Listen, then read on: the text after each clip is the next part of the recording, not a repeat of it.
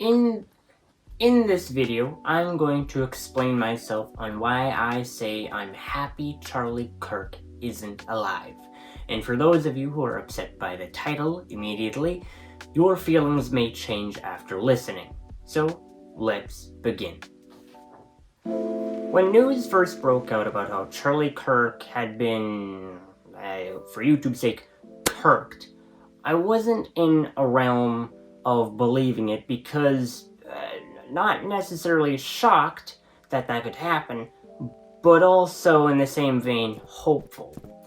I came home from, I think it was an appointment, but one of the first things that happened when I came through the door was my dad opening up and telling me that Charlie Kirk was down.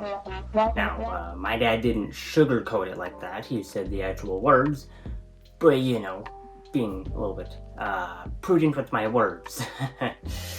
As stated, I didn't believe right off the jump. And so I took my stuff off and I headed straight for my computer. Typed it all up to look for it.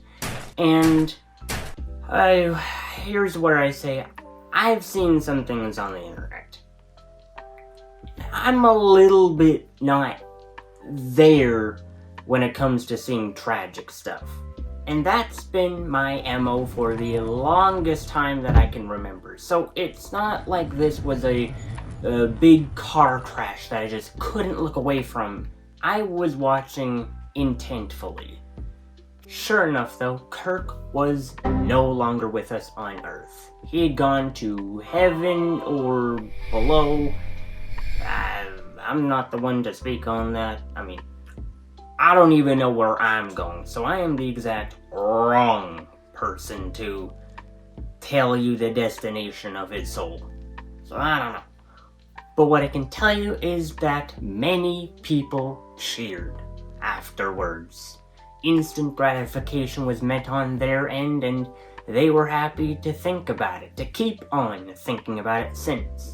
It used to make my mind enter the sunken place when I had to hear them cheer about it, or I even thought about them cheering about it. If they'd cheer about Charlie Kirk being ended, then to what degree would they go for someone who they even slightly disagreed with?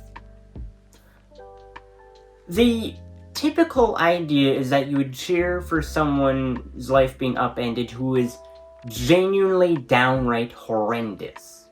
Think of all the terms that I can't say, and those are the kinds of people who should be cheered when their life gets turned off.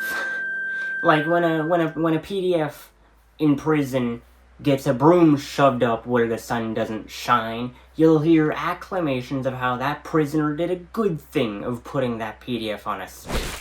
But here was this regular Joe Schmo having political conversations, not even horrendous takes, mind you.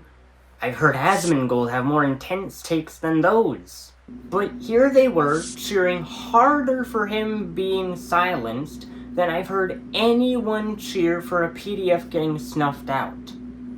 A total inverse of humanity. People would shout, "Oh, don't victim blame," but when it comes to Kirk, apparently the victim is the only one to blame. In fact, many of them would defend the persecutor. Now, for a slight tangent, which for this I'm going to look at the script, because I wrote some stuff. With all that in mind, I can truly understand why many people in power don't give a flying F about the underlings they rule over. As it has been said before, it is easier for a camel to fit through a needle than a wealthy person enter the gates. And with that in mind, alongside how people cheer for a regular person being lost, I can understand why they don't care. That may be their big issue with not entering the gates, but I can at least sympathize, as why would they care for those who'd most likely cheer for them not being on Earth? It is once again an inverse of humanity. Now to jump back from the tangent. I have spent a lot of time thinking of the whole situation and watching everything unfolding. The left wing cheered for a falling message while the right pulled a Disney and started ruining the brand right after the main character finalizes. Marvel went to the dumpster right after Stan Lee met his maker, and likewise, Charlie Kirk's message has been thrown into the dumpster right after his brief meet and greet with Ammunition. That is certainly crass for me to put it like that, but I wouldn't say I'm wrong. Charlie's main point is when people stop talking, that's when you get violence. And I would be far removed from reality to not acknowledge the truth of that. The left continues to mock Kirk's passing, and the right mocks Good's passing, which, for the record, for this I'm gonna bring up the script 1 second, because I wrote a bit. I'm not including Pretty in that, as his passing is vastly more debatable in comparison to Kirk or Good's passing, which, for another record, I'm actually on the side of Pretty in his case, though I'd still say the whole situation is debatable for multiple reasons. But I'm not here to get into that. Let me know if you want a video going over that to get my full thoughts on it all. But why am I happy while not smiling on the inside nor the outside? Because this kind of happiness is birthed from chaos. A whirlwind of online personalities being unwound, displaced, obvious, or even the chaos found from the people who mock Kirk. I'm even happy that he's just not here in general. Perhaps you already know my thoughts on Kirk, but I do like the guy. I found him to be principled, a man who actually cared about being an orator of good, and I'm not even sure if Kirk would be burning like the right-wingers are about his own seared skin. Maybe I'm too much of a fan to see his flaws, but I genuinely saw a good person in him. And many people would be, and are, upset about a good person being X'd out. But I've learned to do what Kirk would have done and think higher. Think about the goodness around Kirk rather than the missing parts of him. As I've said, if you only look at the bad in people, don't expect the world to look better.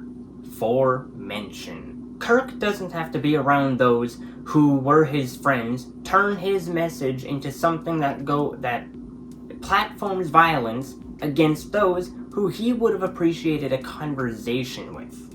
Another way to view this, as I pointed out earlier, is to see the chaos of it all unfurl and unfold in their own respective way. Like Kingpin, you take him out, and then a bunch of smaller, less principled people take over and make it their own. It's no longer about discussion, but rather about debate culture. That culture is fun to watch sometimes, but it certainly doesn't help bring people back to the center of normalcy where conversation is the norm. Steven Crowder tried bringing back talking, but whoever's seen that knows that it's nothing like Kirk's discussions.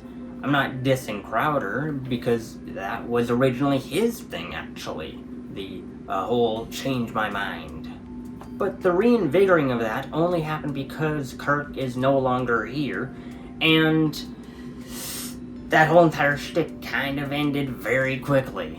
Once again, I'm not dissing him for stopping the whole change my mind, but it certainly is a show that conversation is over.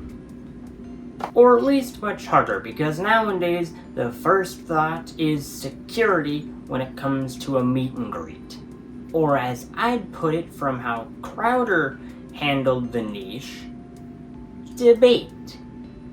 It really puts into perspective why the acclaimed mock of God of, why not just get rid of all the evil if he is so perfect, is just blind silliness. One side rues that the other is bad, while the supposedly bad just reflects the perspective back. I've asked myself Why take out Kirk? Sure, he was changing the political landscape a lot, but he wasn't anywhere near the most hateful creator, as the left would probably put it. Why not someone like Nick Fuentes or Crowder or Ben Shapiro, who I'm sure they'd argue are far more hateful than Kirk? Now, maybe I'm wrong to assume they'd argue that, but I don't think I am, so why do it? You'll only be able to respect evil for the same depth of evil you could reach. That is to say, it takes one to know one. It's why it is said, "I never knew you, away from me, you evildoer." My answer for why is simple. How better to divide people than to sever a united greeting? When you can no longer say hello, that is when emotional arguments can seep through the blank shell of your mind. You become scared of what the opposer might say about something. I certainly can't say I haven't fallen for that myself. Choosing to not watch videos of left-wingers going over Charlie Kirk is something I've done. Left-wingers have probably done the same thing for right creators going over Good or Pretty, though that is just a suspicion. Had to do some phone things because I ran out of storage. Now you may be asking, why is my voice a lot more hoarse? You're gonna find out, because holy, that sucks. Why get rid of the worst creators when you could just get rid of the bridge and blame the other side that's holding the same lighter to the same fuel? The bad in the world seeks the same destruction as it cares little about sides other than good and bad. I'm happy Charlie Kirk doesn't have to see his passion be burned and used to do the exact opposite of what he wanted. I'm also happy Charlie Kirk was proven right. When people stop talking, that's when you get blamed. I live in solace knowing that his name is powerful even beyond the Earth's shallow crust. And that's it. That is all I had to say. Did I change your anger to something else? If I did, then I'd really appreciate if you change that subscribe button to look subscribed. And possibly the like button as well, so that this video reaches more than just your ears. Either way though, have a good one. Now for the thing I was not looking forward to. Bottoms up.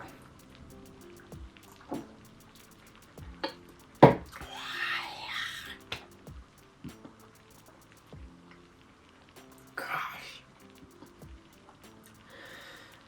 Shock therapy. I don't recommend it. But hopefully it'll help me stop sinning. That did not feel good. Vey.